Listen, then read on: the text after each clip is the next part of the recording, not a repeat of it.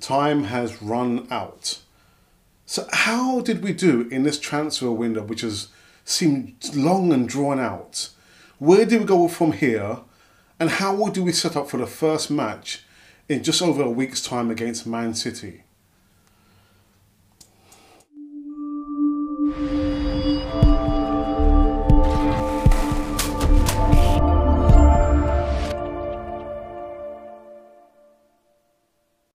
Hi and welcome again to Fodder, the channel that gives you transfer news involving Arsenal players coming in and out of AFC. Let me tell you now, I'm absolutely cream crackered. I've just kind of got off the plane like 3 hours ago and I'm absolutely tired. But however, I thought, let me do the last and final Fodder installment in this transfer window. Right, so yeah, you know, it's been one of my favourite words, that time is running out, time's ending. So yeah, time has finally run out. And as far as I know, of uploading this video, we have not signed any additional players.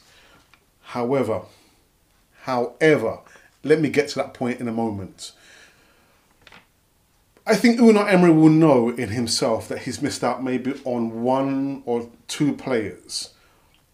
We definitely need another central defender. I repeat, I'm still not convinced with our central defenders. It's a combination that I still think that Unai Emery is still tinkering with. He's not quite sure which is the best combination. Who would I go with? Well, I wouldn't go with Mustafi. We saw last season, yeah, that he was jumping in, positional play. Literally, it was the same thing repeating over and over again. And what scares me about him is that there are not 1, but there are probably 2 mistakes in his performance in each match. So I wouldn't say that he's a dead cert. So then who will I have? You know what? We bought Socrates. Why did we buy Socrates? Now, don't be silly. Yeah. Probably thinking, yeah, why did we buy Socrates? But no, we bought him for a reason. So let's play Socrates. We spent 16 million on this guy, so let him play in the first match. Well, in the first team. So I'll have Socrates. Who else? I would probably say at a punt Mavropanos, because again, Holding does not impress me so far. He's been with us. This is going to be his 2nd season. Callum Chambers was sent out on loan. I would have kept Callum Chambers and I would have put Rob Holding out on loan to get him that experience. Out of the 2 of them, I would put my trust more in Callum Chambers than Holding. But it didn't work out that way because we saw literally, yeah, Callum is in his Fulham top. So yeah, I will go for Mavropanos. Left back, Kolasinac, we know he's out for 8 weeks. Oh my goodness. I don't know what to say. So yeah, so I'd have, you know, Monreal, left back, because for me he was my star man or player of the season last season. And at right back, I would have, let me think about it, Lichtsteiner. Absolutely, without a question of a doubt, I would have Lichtsteiner. We've seen Bellerin, we've spoken about Bellerin, he's not listening. I just think with any amount of coaching, this young boy is still not going to get it.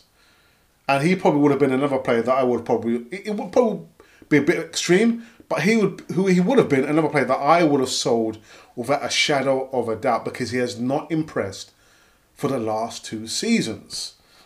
Anyway, you know, we're stuck with him, we've still got him there. So anyway, that would be my back 4. Lichtsteiner, Monreal. In the centre, I would have Mavropanos with Socrates. It's too late. It's too late. Time's run out. So, you know, I think, again, Unai knows literally he's probably missed out on that. But realistically, you know, Coleman and Bailey, they weren't any real options there. I think the one player who we could have signed, because we had enough time, was Ousmane Dembele. And lo and behold, Arsenal scrambled around to make a 92 million pound 11th hour bid for Ousmane Dembele. At the 11th hour, around 3 o'clock, according to this guy, Kiki Marin, who's a Spanish journalist, Arsenal scrambling around. Now that's left a slightly bad taste in my mouth. Why are we scrambling around? We had enough time. We had enough time. Anyway, apparently he's turned down the bid and he's going to stay at Barcelona. Really, I'm not happy. Haven't we not learned from previous transfer windows?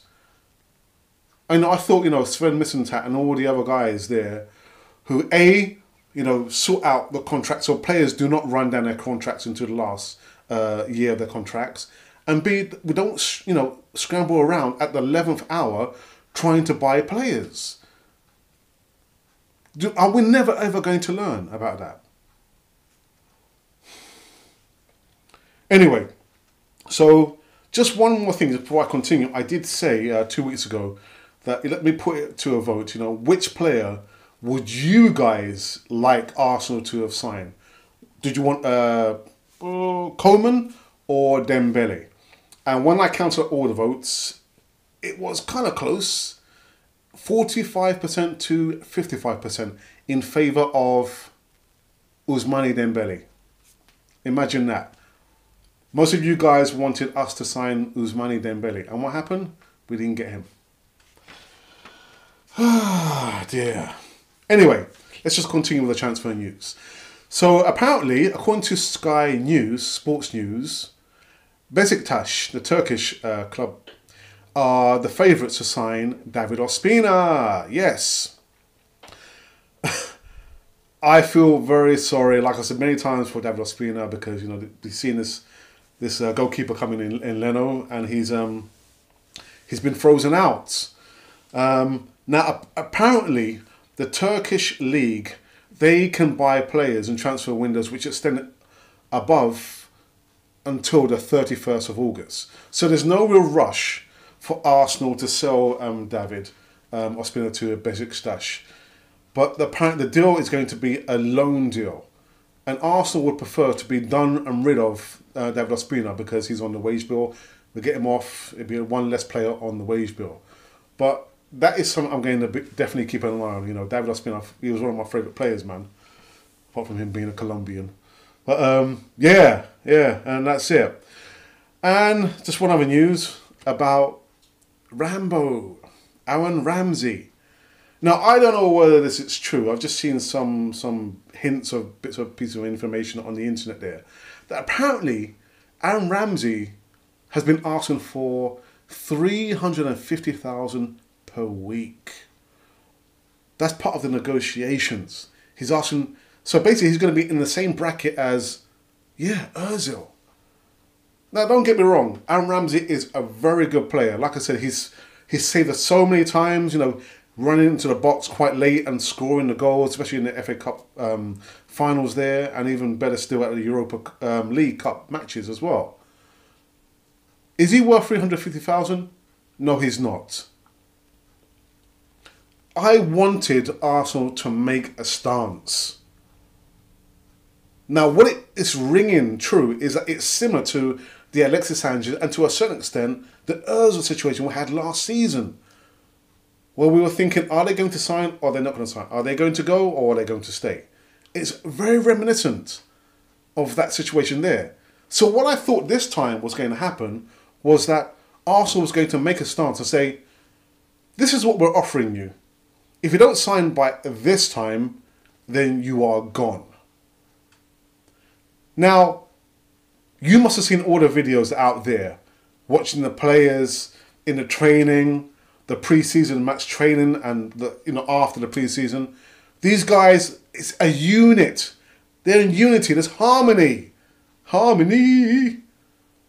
But I'm not sure what kind of effect the Ramsey effect is going to have on the squad of players there.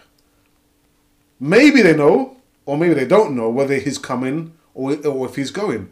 But as supporters, we are no clearer as to what the situation is. But what I feel bad about and angry about is that Arsenal have not made a stance and said, yeah, in this transfer window, we want to know whether you're coming or going. This is the offer on the table. If you don't want it, then we're going to sell you. Thanks for your service, more than 10 years service, but it's a new revolution here. It's a new revolution. A new damn revolution.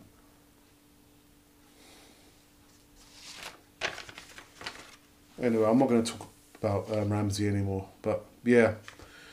Anyhow, you know, so that's it. This is the last Cannon Fodder installment, unless something crazy happens overnight. Well, I'm going to be fast asleep anyway. I'm just like jet lagged. But you know what, guys, fans. First of all, can I say thank you for subscribing and ticking the likes and everything else on Arsenal Republic TV, and to all of you who viewed the installments that I did on Cannon Fodder, thank you very much. It's been a pleasure doing the first transfer segments on this channel. It's been a blast. If I'd say overall, for me, the signings that Unai Emery has done there has been satisfactory. Has been satisfactory. Could he have got more? Yes, he could have. He could have. But it is what it is. I'm not going to have any nightmares. I'm going to be, you know, catching some Z's. But you know what? Again, thank you very much for watching Cannon Fodder. And yeah, it's been a blast. So for the last time in this transfer window, I'm going to say this has been Cannon Fodder, the channel that gives you transfer news involving Arsenal players coming in and out of AFC. Breaking news.